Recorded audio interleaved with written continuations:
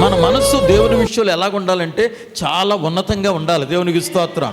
నువ్వు ఎప్పుడైతే దేవుని విషయంలో మంచి ఆలోచన కలిగి ఉంటావో, మంచి ఉద్దేశం కలిగి ఉంటావో, దేవుడు నీ విషయంలో కూడా చాలా ఉన్నతమైన ఆలోచనలు కలిగి ఉంటాడు. దేవుని స్తోత్రం.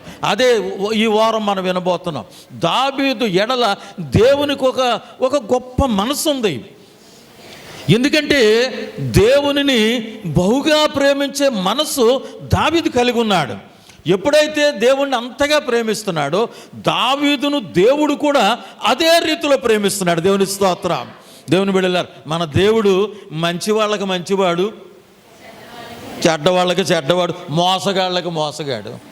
అమ్మ నిజంగా మోసం చేయాలని అనుకుంటే మనం ఎవరిని మనుషులను చేయొచ్చేమో కానీ దేవుణ్ణి ఏం చేయలేం మనం.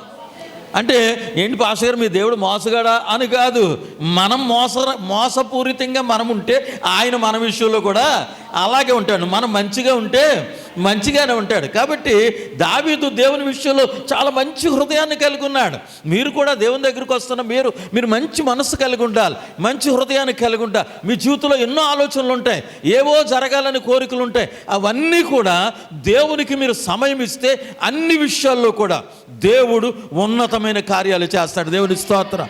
సమస్యను తీసివేసి నీకు సంతోషాన్ని సమాధానాన్ని ఇచ్చి నీ జీవితంలో గొప్ప బలమైన కార్యాలు చెయ్యాలి అంటే అది దేవుని మీద ఆధారపడలేదు. ఎవరి మీద ఆధారపడింది? మన మీదే ఆధారపడి ఉంది. మనం ఎలా ప్రేమిస్తే ఆయన అలాగే ప్రేమిస్తాడు. నువ్వు ఆయన ఎలాగా చూస్తే ఆయన నిన్ను అలాగే చూస్తాడు. మరి దావీదు అంతగా దేవుణ్ణి ప్రేమించాడు. ఎందుకంటే దేవుని బిడ్డలారు, అందుచేతనే దేవుడు దావీదుకి నలుదిశలా నెమ్మదినిచ్చాడంట. అమ్మ, నలుదిశల, తూర్పు, పడమర, ఉత్తరం, దక్షిణం, ఈ 4 వైపులా కూడా దేవుడు దావీదుకి ఏమిచ్చాడు? నెమ్మదినిచ్చాడు, సంతోషాన్ని ఇచ్చాడు, ఆనందాన్ని ఇచ్చాడు. అన్ని శత్రువుల మీద అతనికి విజయం ఇచ్చాడు. ఎక్కడికి వెళితే అక్కడ అనేక మంది శత్రువులను జయించి విజయాన్ని తీసుకుని రావటానికి కారణం ఎవరంటే అది దావీదు యొక్క బలం కాదు, దావీదు యొక్క గొప్పతనం కాదు, కేవలం దేవుని యొక్క కృప. దావీదు దేవుని ఎడల అతనుకున్న ప్రేమను బట్టి దేవుడు అతని జీవితంలో కార్యాలు చేసుకుంటూ వచ్చాడు.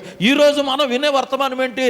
అలాంటి ప్రేమ కలిగిన దావీదు ఎడల దేవుడు ఎలాంటి మనసు కలిగి ఉన్నాడు? నేను మంచిగా ఉంటే నాతో కూడా దేవుడు ఎలా ఉంటాడు? మంచిగానే ఉంటాడు. మీరు మంచిగా ఉంటే దేవుడు మీతో కూడా మంచిగా ఉన్నాడు. మీరు ప్రేమ కలిగి ఉంటే దేవుడు మీ ఎడల కూడా ఆయన అంతే ప్రేమ కలిగి ఉంటాడు. దేవుని బిడ్డల, దేవుడు అన్యాయస్తుడు కాదు. దేవునికి స్తోత్రం. ఆయనను మోసం చేయటం ఎవరి వల్ల కూడా కాదు. దేవునికి స్తోత్రం. అంచేత యాజ్ ఇట్ ఈజ్గా ఉన్నట్టుగా పసిగట్టగలిగే శక్తి ఈ లోకంలో దేవుళ్ళని పిలువబడే వారికి ఎవరికైనా ఉందంటే అది కేవలం యేసయ్యకు మాత్రమే ఉంది. దేవునికి స్తోత్రం. అంచేత ఒకవేళ మన చిరాకులో ఉన్న, చింతల్లో ఉన్న, మరి బ్రతుకుల్ని మార్చగలిగిన దేవుడిని మనం కలిగి ఉన్నాం కాబట్టి మనం భయపడాల్సిన పని లేదు. దేవుని వాక్యాన్ని చదువుదాం. దేవుని ఎడల, దావీదు ఎడల దేవుడు ఎందుకు అలాంటి అంత మంచి మనసు కలిగి ఉన్నాడో ఒకసారి మనం ఆలోచన చేద్దాం. 89వ దావీదు కీర్తన, 89వ దావీదు కీర్తన 14వ వచనం చదువుదాం. వినాయక ఇచ్చేయండి. 14 నీతి న్యాయములు 19 అందరూ కూడా జాగ్రత్త వినాలి. అప్పుడు నీవు దర్శనమున నీ భక్తులతో ఇట్లు సెలవిచ్చి ఉంటివి.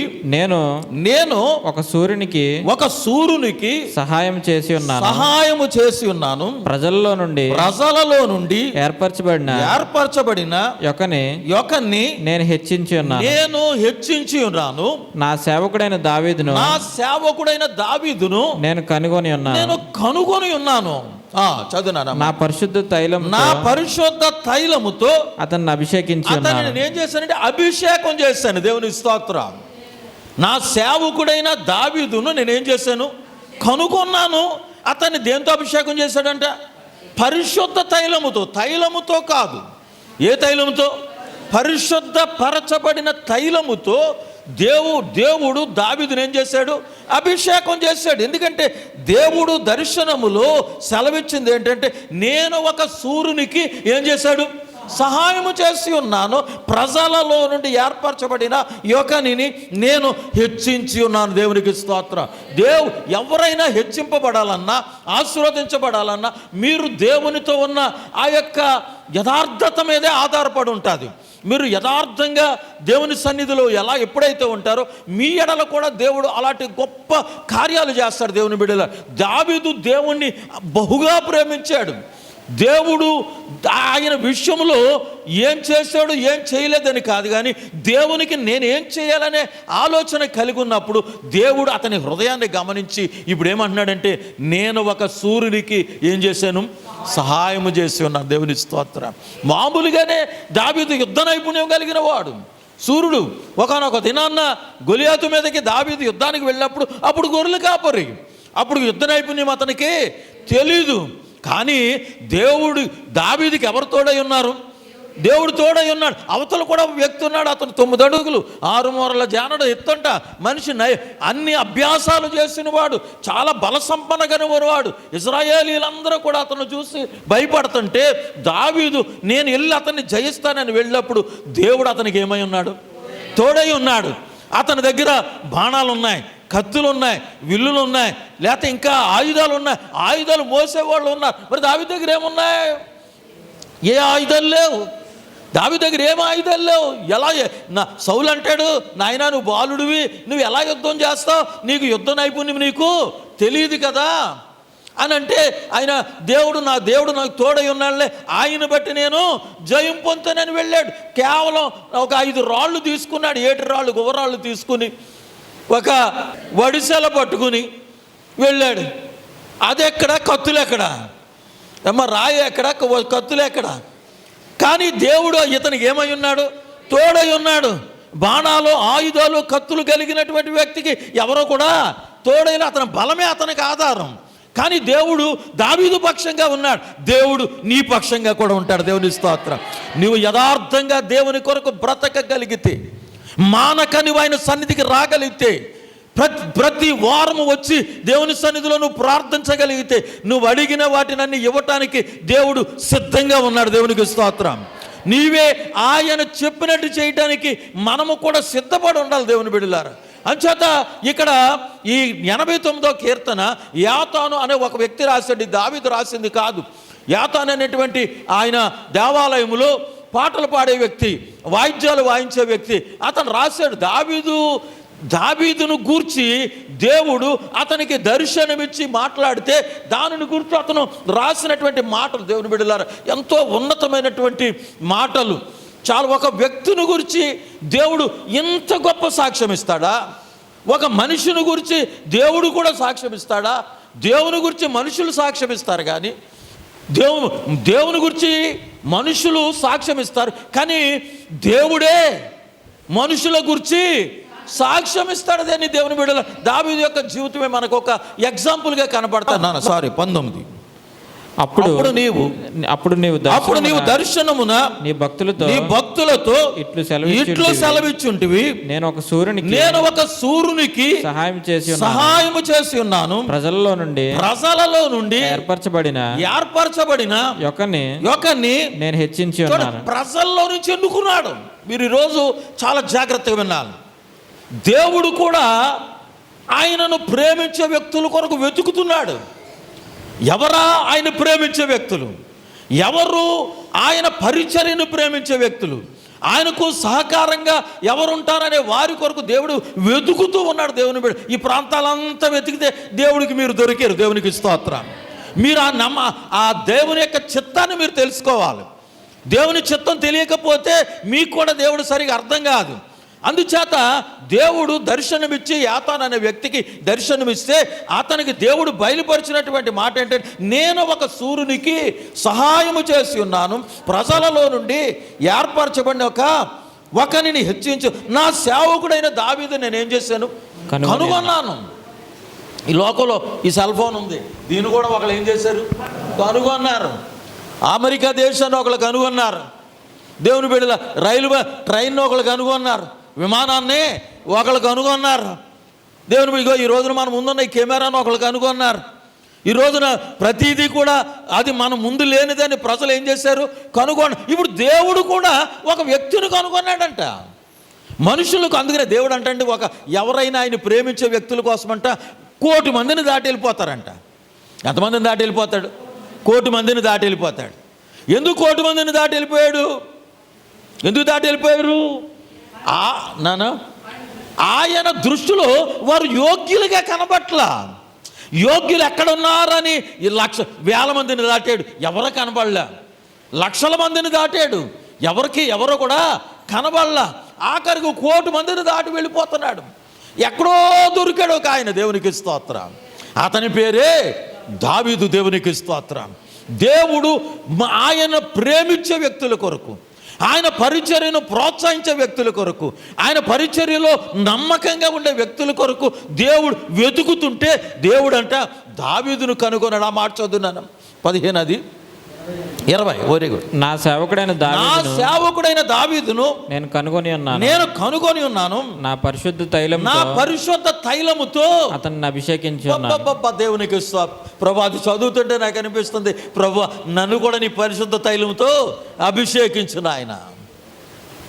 ఉట్టిట్టి తైలాలతో అభిషేకింపబడుతున్నాం. మాకు అల్లా కాదు. ఏ తైలం ఉండాలి?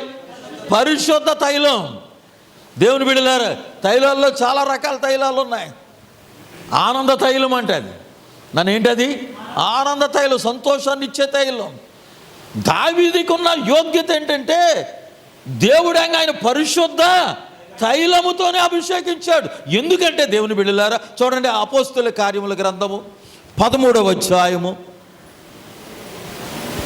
22వ వచనాన్ని ఒకసారి చూద్దాం. తరువాత అతనిని తొలగించి దావీదును వారికి రాజుగా ఏర్పరిచారు. చూడండి, మీరందరూ చాలా జాగ్రత్తగా వింటే మీకు అర్థమవుతుంది, లేకపోతే అర్థం కాదు.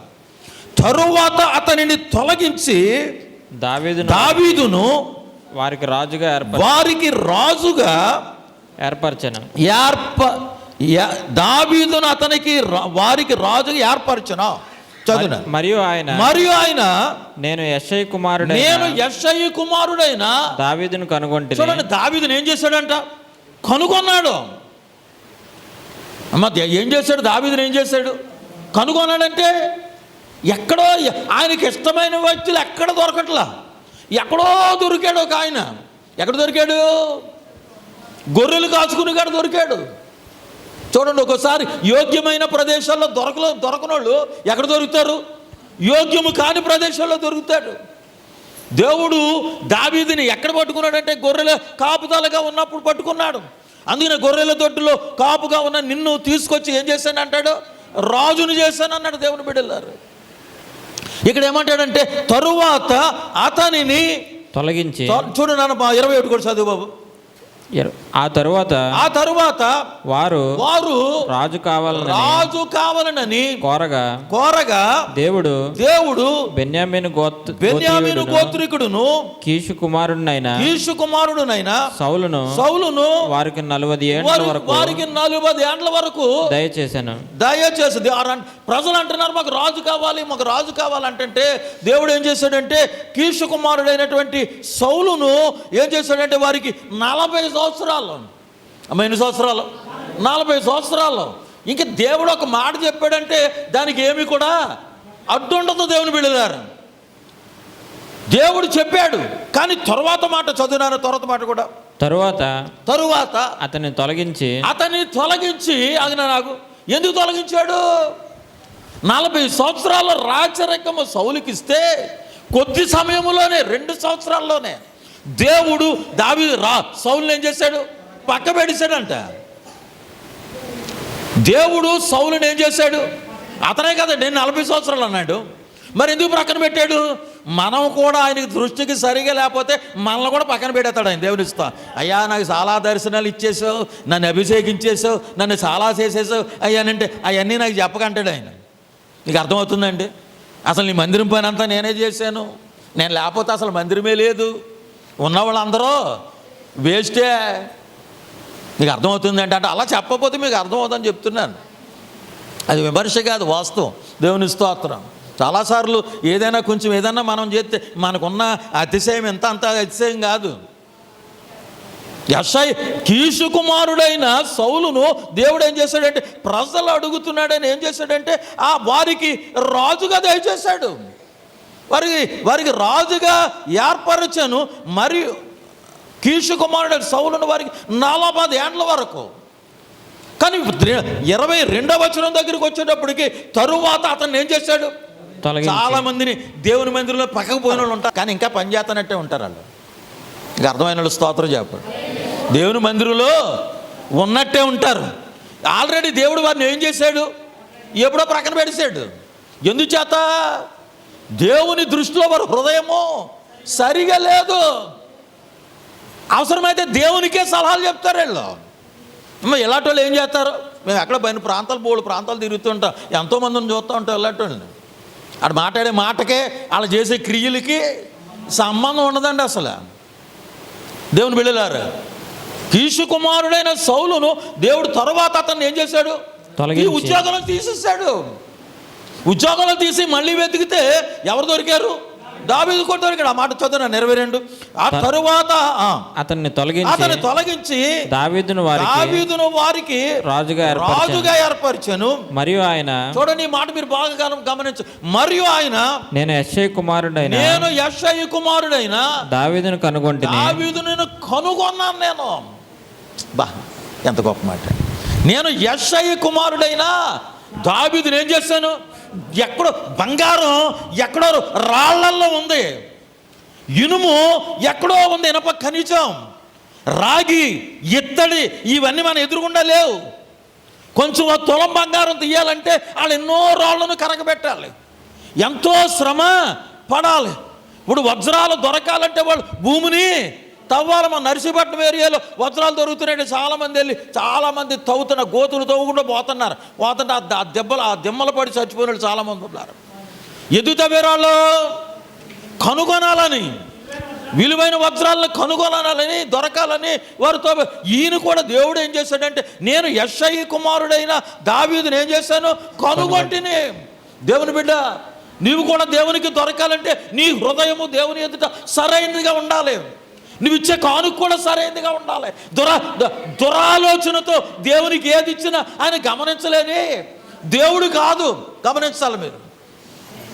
దురుద్దేశంతో మనం ఏం చేసినా ఆయన గమనించలేని దేవుడు కాదండి. ఆయన ఎరగని హృదయం ఏముంది? ఆయన ఎరగని హృదయం ఏముందండి?